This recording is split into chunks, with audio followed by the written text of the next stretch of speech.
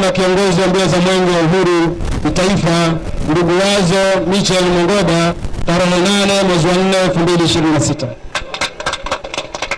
Kuwepo kwa kamanda wa polisi kwa mjini Magharibi, tambue uwepo wa mheshimiwa mbunge, tambue uwepo wa mwakilishi, lakini pia nitambue uwepo wa mheshimiwa mbunge ambaye mfuko wake wa jimbo ndio umejenga mradi wetu. Mheshimiwa viongozi, mwenge wa uhuru kupokea taarifa ya mradi, tumekagua na kwa upande wa jengo uko vizuri, jengo letu limejengwa kwa viwango vizuri, viwango vyenye ubora mkubwa.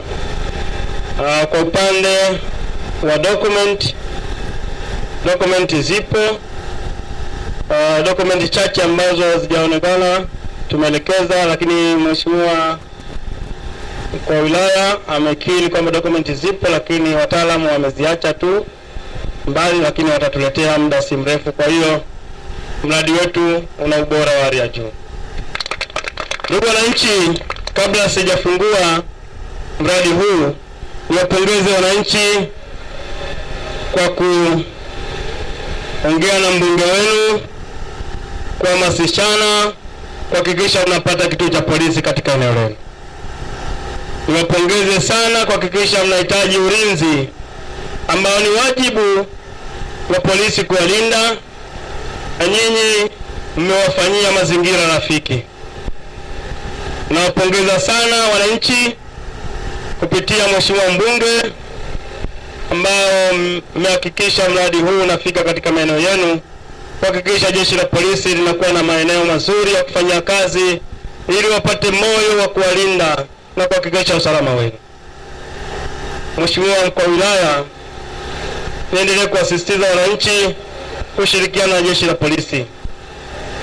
Ukiona mhalifu, toa taarifa.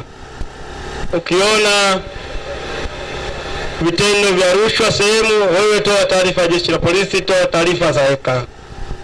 Shirikiana na vyombo hivi kuhakikisha usalama wa eneo letu, kuhakikisha amani na utulivu wa eneo letu unaimarishwa. Mwenge wa uhuru oye! Mwenge wa uhuru safi!